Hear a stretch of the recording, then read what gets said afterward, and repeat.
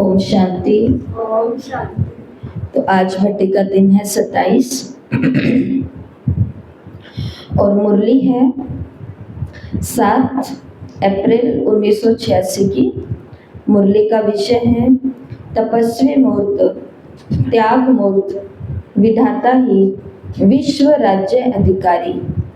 बाबा ने मुरली के अंदर बताया कि सभी स्नेही तो बने हैं, सभी सहयोगी भी बने हैं, लेकिन बाबा ने कहा अब कौन सा अपना रूप लेकर के आना है?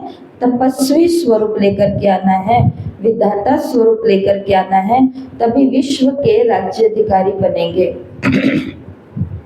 तो मुरली में सर्वप्रथम आज बाबा ने कहा कि आज रूहानी क्षमा अपने रूहानी परवानों को देख रहे हैं।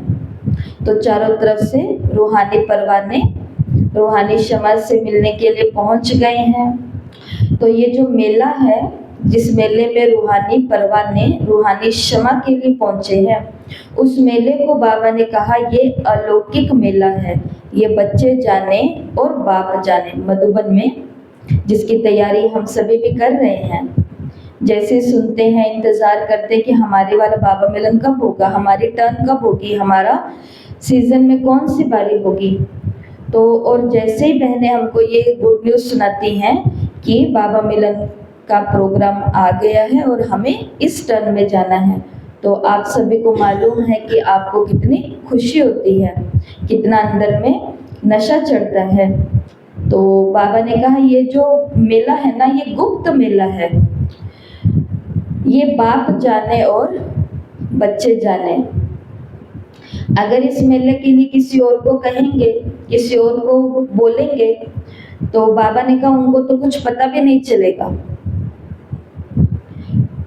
तो स्नेह आकर्षण कर इस अलौकिक मेले में सभी को ले आया है।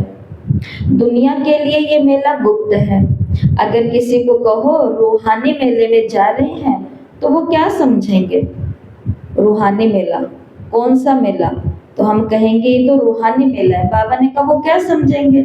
ये मेला सदा के लिए माला माल बनाने वाला मेला है। ये परमात्मा मेला सर्व प्राप्ति स्वरूप बनाने वाला है। तो स्नेह के पीछे सब बातें सहज लगती है और प्यारी भी लगती हैं। जो ड्रामा बना वो वाह ड्रामा वाह। कितनी बार ऐसे ऐसे दौड़कर आए हैं, दौड़े आए हैं, ट्रेन में आए हैं या पंखों से उड़कर आए हैं। तो कैसे जाते हैं? ट्रेन से जाते हैं कि उड़ करके जाते हैं? क्योंकि चढ़ना उतरना ट्रेन को, ये मुरली जब की है तो हमें तो नहीं पता, पर कुछ तो ऐसा हुआ है जो बच्चे बाबा से मिलन करने के लिए पहुंचे हैं ना, तो वो कई परिस्थितियों को पार करके पहुंचे हैं। इसलिए इस मुरली के आगे बाबा ने बहुत कुछ इस बारे में कहा है कि भागे दौड़े लेकिन पहुंच गए।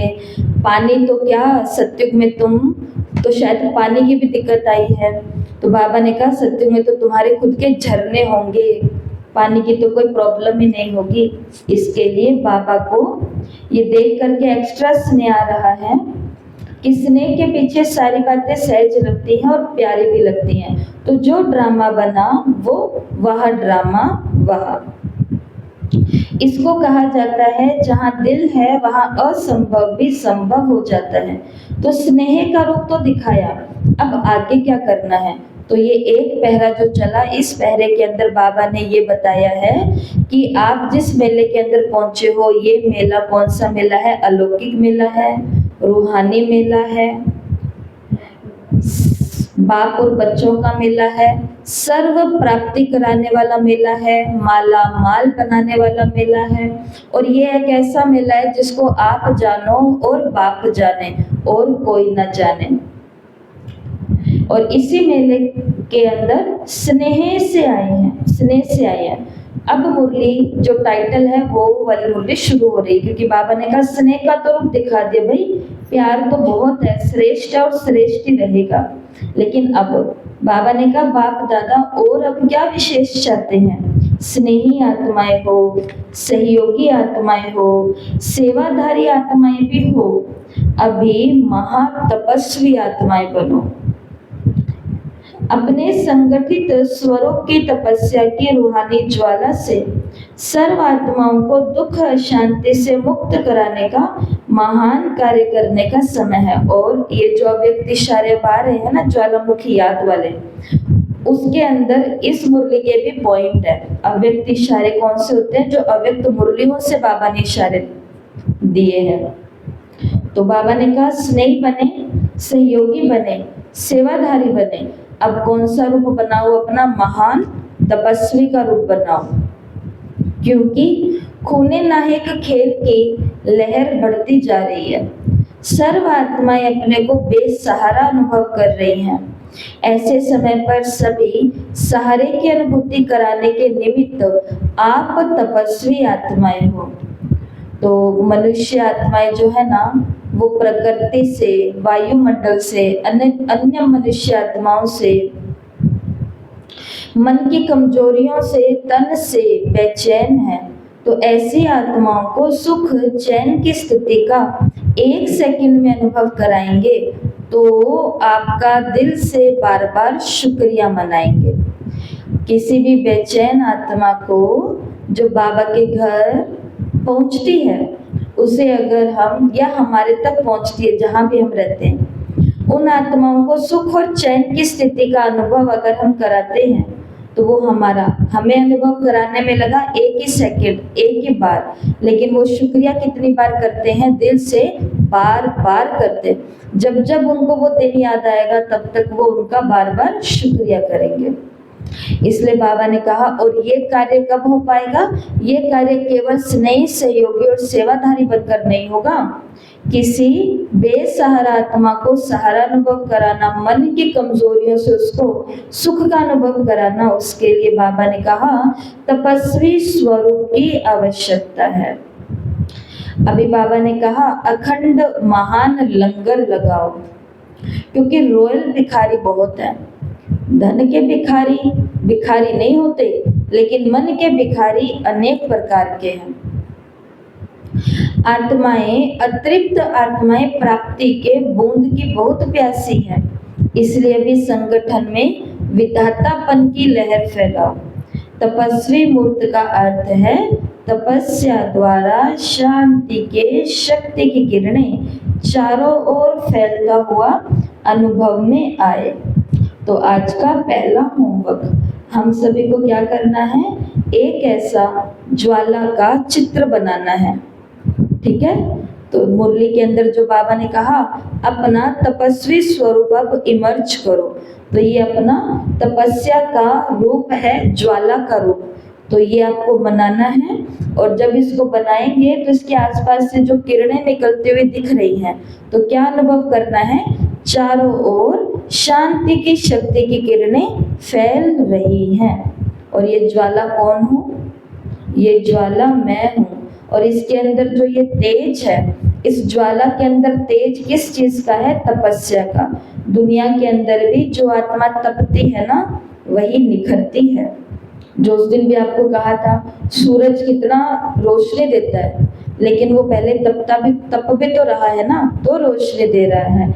अभी यूथ अगर कोई सोचे कि मुझे भी उस फुटबॉलर की तरह फेमस होना है, मुझे भी उस क्रिकेटर की तरह मान मिले, जैसा बाबा ने कहा, अभी आत्माएं रॉयल मन की भिखारी है। उनको मान चाहिए, शान चाहिए, लेकिन उनको बोलो कि हाँ 10 घंटा आपको प्रैक्टिस करनी पड़ेगी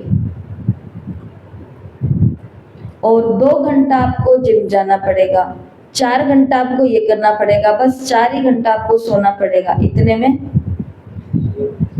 इतने में सपना ही बदल जाएगा कि मुझे ये नहीं, मुझे तो कुछ और बनना है। तो इसके लिए एक प्रतीकात्मक चित्र बनाएं, जिसमें आप स्वयं को एक ज्वाला माना अग्नि शिखा के रूप में दर्शाएं, और चारों दिशाओं में प्रकाश फैल रहा है। और इसको शीर्षक दें तपस्या की आत्मिक ज्वाला, जो इसके ऊपर भी लिखा हुआ है। तो ये है आज का पहला होमवर्क। तो इससे हमको क्या याद आएगा कि बेसहाराओं को सहारा का अनुभव कराने वाली, बेचैन आत्माओं को सुख चैन अनुभव कराने वाली, तो वो मैं ज्वाला स्वरूप आत्मा हूँ। बाबा ने कहा भी ये लहर फैलाओ। जैसे ये देखो, ये एक दिन अव्यक्त इशारा भी आया था 1 तारीख को ही। जैसे सूर्य विश्व को रोशनी की और अनेक विनाश प्राप्तियों की अनुभूति कराता है, ऐसे महान तपस्वी रूप द्वारा प्राप्ति की किरणों की अनुभूति कराओ। इसके लिए पहले जमा का खाता बढ़ाओ। देखो ध्यान से सुना, बाबा ने क्या कहा, ऐसे नहीं कि याद से व ज्ञान के मनन से स्वयं को श्रेष्ठ बनाया, माया जीत विजयी बनाया। बाबा ने कहा सिर्फ इसमें खुश नहीं हो जाना कि मैं तो जब से ज्ञान में आया हूँ तब से मैं माया जीत हूँ, मैं विजयी हूँ, और ज्ञान और योग के अंदर मैं बहुत श्रेष्ठ मनन में रहती हूँ या रहता हूँ। बाबा ने कहा केवल इसमें खुश नहीं हो जाना, लेकिन सर्व खजानों में सारे दिन में कितनों के प्रति विधाता रहे। जिसको सीधी सी भाषा में बाबा कभी कभी बोलते हैं कि बच्चे कहते बाबा हमने आज किसी को दुख नहीं दिया। बाबा कहते हैं कि बच्चे बस इसमें मत खुश हो जाओ कि किसी को दुख नहीं दिया, ये बताओ सुख कितनों को दिया। तो दुख भी किसी को नहीं दिया और सुख भी किसी को नहीं दिया। हम तो अपने रूटीन में चल रहे हैं। जैसा कि बाबा ने यहाँ कहा कि मेरे को मेरे ज्ञान योग में अच्छा मनन का अनुभव हो रहा है और मैं अपने ब्राह्मण जीवन में माया जीत और विजय बनी हुई हूँ। बाबा ने कहा केवल इसमें खुश नहीं हो जाना। और दूसरी मुरली में एक में बाबा ने ये भी कहा कि बच्चे बताओ आज क्या पाप किया। तो बच्चे कहते बाबा हमने आज कोई भी पाप नहीं किया। तो बाबा पूछते हैं तो बताओ पुण्य कितना किया। तो बच्चे कहते हैं वो भी नहीं किया। तो बाबा ने कहा फिर जमा क्या किया। बाबा का मेन ध्यान, और आज ये संस्था की भी आपको बात बता दें, ये जो संस्था भी है ये क्यों दिन दुगनी रात चौगुनी आगे से आगे बढ़ रही है, क्योंकि बहनों को ये सिखाया है बाबा ने और उनके अंदर घोट घोट करके डाल दिया है कि जमा कितना हो रहा है। मानो किसी ने इतना सारा सामान दिया, इतना सारा सामान आया, वो सबको ही खिला के पिला के नक्की कर दिया, आगे आने वालों के लिए कुछ जमा ही नहीं किया तो खाली के खाली रह गए ना, खाली रह गए। इसके लिए कभी भी मोल भाव करके मत पूछो, कभी भी मोल भाव करके मत सोचो कि हमें एग्जैक्ट खर्चा बताओ कितना हुआ, क्योंकि बहनें वो आपको कैसे बताएंगी, वो बता देंगी तो आपने तो जो दिया वो केवल औरों को खिलाने में ही चला गया। यज्ञ में जमा क्या हुआ, कुछ भी नहीं। और बहनें अपनी बुद्धि से मेहनत करके ये कोशिश करती हैं कि इतना आया उसमें से इतने में सबको संतुष्ट किया, बाकी इतना हमने यज्ञ में बचाया भी। और खुशी किस में है, बचाने में। कल बुलावा आया था कथा में जाने के लिए और बार बार कहने पर समय निकालकर थोड़ी देर जाना हुआ, तो वहां पर भी एक अद्भुत बात सुनी जो हमें लगता था कि केवल बाबा ने इस बारी हमको सुनाई है, लेकिन जिन्होंने सच में बहुत भक्ति की है उनको तो ये बात बाबा को बतानी भी ना पड़े। तो वहाँ महात्मा जी बैठे थे तो वो भी बता रहे थे कि आप अपनी जो धन लेकर के आते हो, वैभव लेकर के आते हो, या जो भी है, अर्थ काम मोक्ष ऐसी और धर्म, इन 4 बातों के बारे में वो बता रहे थे। तो उन्होंने बड़ी अच्छी बात वो वाली बताई कि 5 हिस्से करो, हर चीज के 5 हिस्से करो। एक पूंजी के लिए रखो, माना बचत के लिए रखो, सेविंग्स के लिए। एक अपने मित्र संबंधियों के लिए रखो कि कभी किसी को अड़ी मौके में चाहिए तो उसको दे सके। एक उन्होंने कहा अपने परिवार के लिए रखो, एक अपने सुख सुविधाओं के लिए रखो, और एक हिस्सा जो सबसे पहले निकालना है वो किसके लिए रखो, धर्म के लिए रखो। तो 100 रुपए हैं, 100 में से 20 20 20 20 20 5 हिस्से करो, बराबर बांटो। तो उससे ना केवल आज का आप परंतु भविष्य। और ब्रह्मा कुमारियों का भी फोकस किस पे है, उनका इसी पे ही है कि कोई भी चीज आए तो अब देखो, कोई अगर खाने के लिए कोई फल देकर के गया यज्ञ में कि भाई आजकल मानो कौन सा सीजन है, आम का, आम बहुत आ रहे हैं, चलो हम बाबा के घर आम पहुंचा करके आते हैं। और कोई अपने सेवा केंद्र पर आम लेकर के गया और वो 4 आम थे और चारों के चारों वहां की 4 बहनों ने खा लिए। पर बहनें ऐसा नहीं करती, वो 2 को 4 हिस्सों में डिवाइड कर देती है और खा लेती है और 2 बचा लेती है। किसके लिए? या तो कल के लिए, या परसों के लिए, या फिर कोई आ जाए तो उन मेहमानों के लिए। इसको बाबा ने कहा कि हमने अपनी शक्तियों को जमा कहाँ किया है?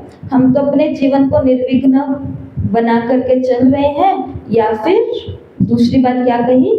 ज्ञान और योग के मनन से खुद को श्रेष्ठ बना रहे हैं।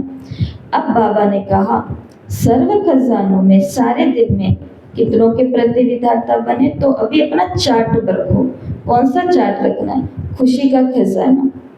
मैंने उदास तो किसी को नहीं किया, पर मैंने खुश कितनों को किया।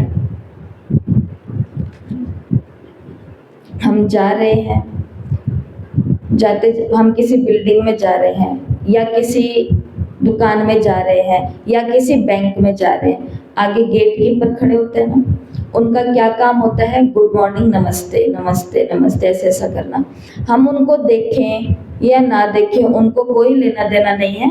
अगर हम उनको इग्नोर करके चले जाएंगे तो भी वो अगले को तो फिर से गुड मॉर्निंग या नमस्ते करेंगे ही करेंगे, क्योंकि उनका तो काम है नमस्ते नमस्ते नमस्ते करना। लेकिन सोचो, अगर किसी ने हमको गुड मॉर्निंग किया और हम भी 1 सेकंड रुक करके मुस्कुरा के उनको कह दिया गुड नमस्ते, और हम बोल के आगे चले गए, उसको खुशी होगी या नहीं होगी? क्यों होगी? क्योंकि हर आत्मा को महत्व चाहिए कि जो मैं काम कर रहा हूँ उसके बदले में मेरे को इम्पोर्टेंस मिल रही है। इसे कहते हैं खुशी का खजाना बांटना। तो खुशी का खजाना बांटने के लिए किसी को सोने चांदी हीरे की चीजें देना काफी नहीं होता। जैसे अभी माताएं क्या बोल रही थी, 2 मिनट भी हमारे साथ बैठ जाएं तो भी हमको नहीं लगेगा कि हम अकेले हैं, खुश हो जाएंगे। तो खुशी का खजाना 2 पल में भी मिल सकता है, 1 मुस्कान में भी मिल सकता है। बाबा ने कहा कौन सा खजाना बांटना है? खुशी का। दूसरा शांति का खजाना। तीसरा शक्तियों का खजाना, ज्ञान का खजाना, गुणों का खजाना, सहयोग देने का खजाना। कितना बांटा। और बाबा बांटने को बांटना नहीं बोलते, बाबा हमेशा कहते हैं बांटना मतलब होता है बढ़ाना। बांटने का मतलब बढ़ाना। तो अभी कौन सा चार्ट रखना है? अभी कौन सा चार्ट रखना है? कॉमन चार्ट रखना है या ये वाला चार्ट रखना है? कॉमन चार्ट कौन सा होता है? अमृत वेला किया, टिक। मुरली सुनी, क्लास में गए, टिक। योग किया दिन में, टिक। तो बाबा ने कहा अभी ये कॉमन वाला चार्ट नहीं रखना, अभी कौन सा चार्ट रखना है? ये तपस्या मुहूर्त का चार्ट रखना। ये तपस्वी स्वरूप का चार्ट है, विश्व कल्याणकारी बनना। तो कितने का कल्याण किया?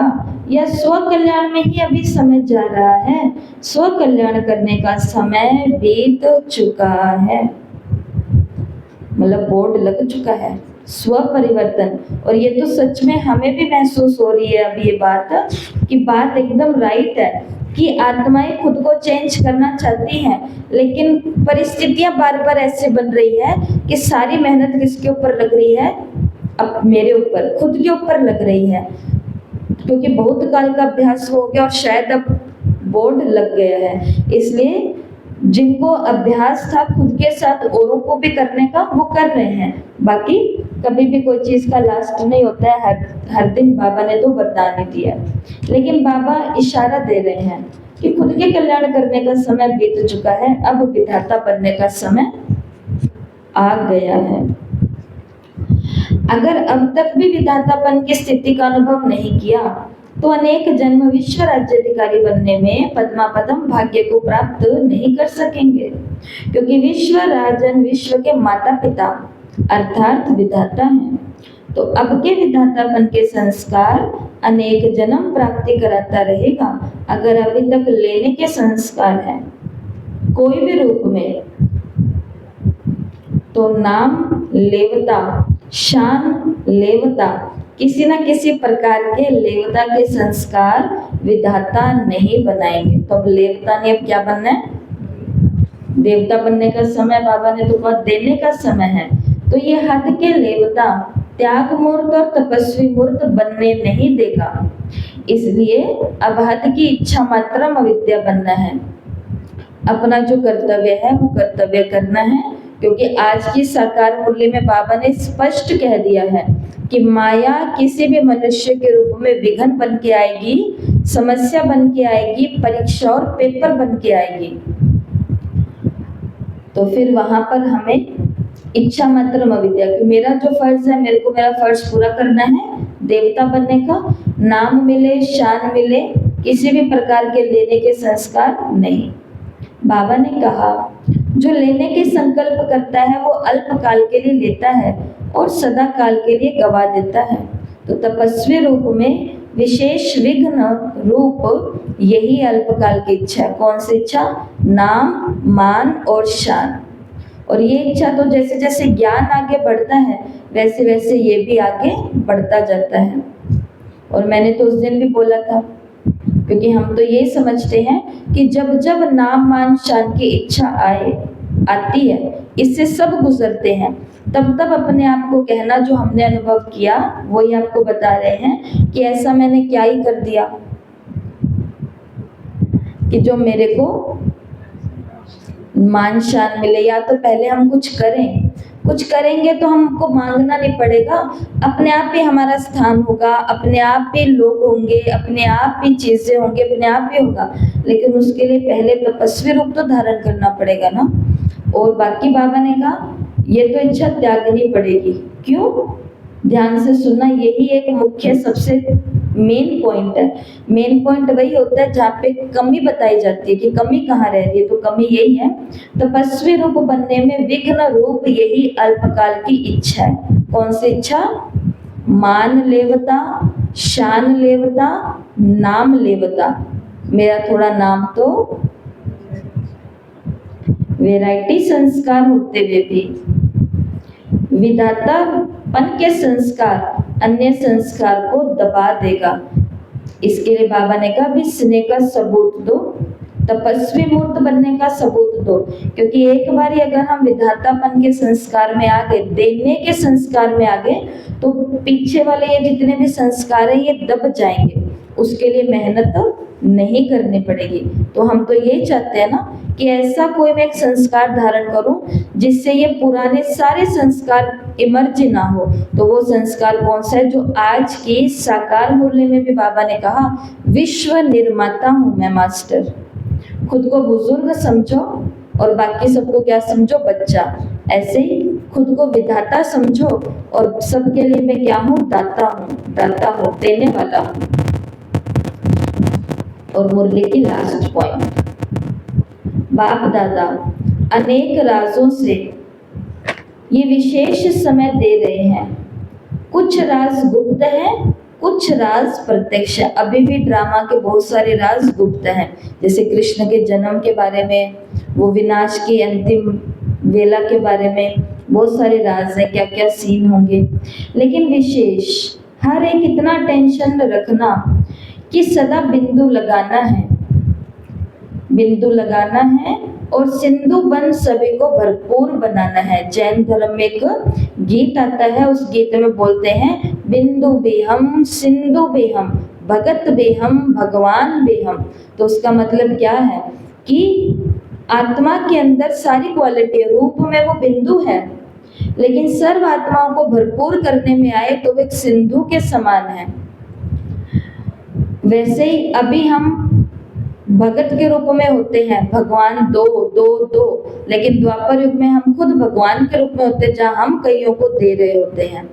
तो ये देखो यहाँ पर बाबा ने यही कहा लास्ट में, तो अब बिंदु और सिंधु ये दो बातें स्मृति में रख विशेष श्रेष्ठ सर्टिफिकेट लेना है।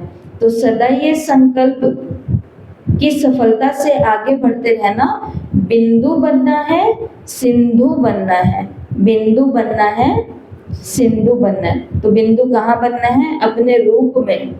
और सिंधु कहाँ बनना है? सर्व बच्चों प्रति वरदाता बनने में, सर्व आत्माओं के प्रति वरदाता बनने में। ठीक है, तो यहाँ पर ये मुरली पूरी होती है। विदाई के समय बाबा ने थोड़ी मुलाकात की है, वो सभी पढ़ेंगे। तो आज का पहला होमवर्क आपको बता दिया कि ये तपस्वी अग्नि का सभी को चित्र बनाना है और पूरा दिन यही अनुभव करना है कि चारों ओर ये जो प्रकाश फैल रहा है ये सुख शांति के शक्ति की किरणें हैं।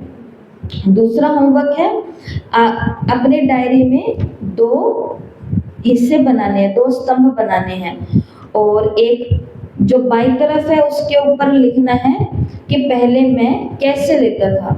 दाईं तरफ लिखना है कि अब मैं क्या देता हूँ। पहले मैं क्या लेता था और अब मैं क्या देता हूँ। जैसे कि ये पहले मैं क्या लेता था या कैसे लेता था, किस रूप में लेता था और अब मैं क्या देता हूँ। तो मैं ज्ञान देता हूँ, मैं शिव बाबा की श्रीमत है वो सभी को बताता हूँ, शांति शक्ति सहयोग देता हूँ, बेसहारा को सहारा देता हूँ।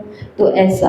और पहले क्या लेता था, मुझे प्यार दो, मुझे अटेंशन दो, मुझे नाम दो, या जो भी आपको लगता है। ये तो अपने हिसाब से सबको लिखना है, जिससे पता चलेगा कि पहले मुझे प्रशंसा चाहिए थी और अब मैं खुद औरों को आशीष देती हूँ, दुआ देता हूँ, ऐसे।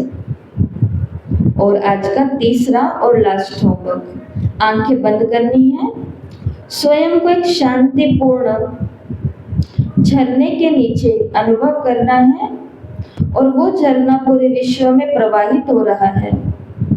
और अनुभव करने के बाद जो चाहे वो अपनी डायरी में भी इसको लिख सकता है। डायरी में लिखने से याद रहेगा कि हमने ऐसा अनुभव किया। तो शांति झरने की कल्पना करनी है, दाता डायरी का पेज तैयार करना है और अग्नि का चित्र बनाना है। ये है आज की मुरली। एक बार सभी जरूर पढ़ेंगे, टेस्ट भी देंगे। एक बार और पढ़ोगे तो आपको बहुत अच्छे से याद हो जाएगी। अच्छा, ओम शांति।